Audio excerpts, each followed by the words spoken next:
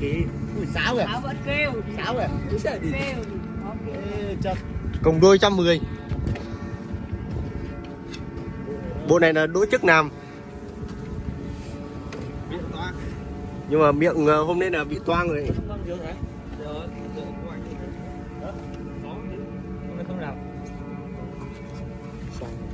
Sáo vẫn kêu.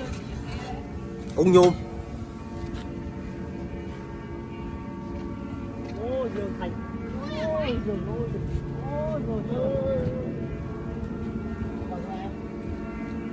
Con gánh rồi.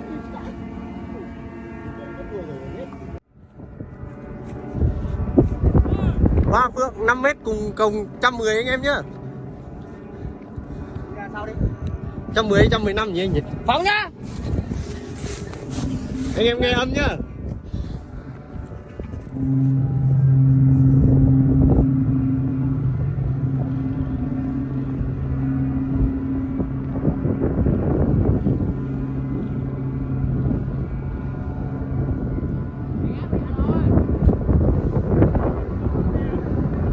Âm quát tuyệt vời luôn. Sáo Đỗ Chức làm.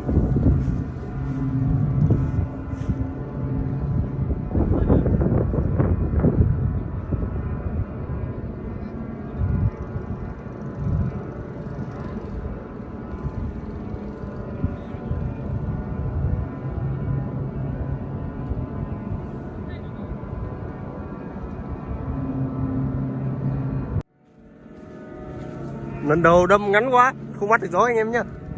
Đâm lần 2. Cùng đôi 115. Ống nhôm.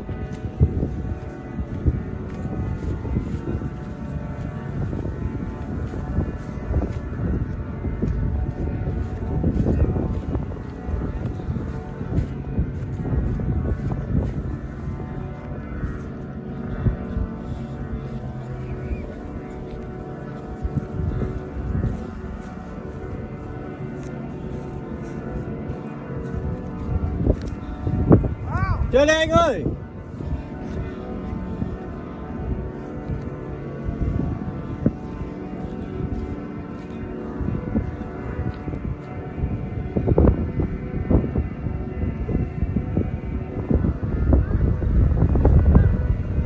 Đi chơi anh ơi, chơi đi.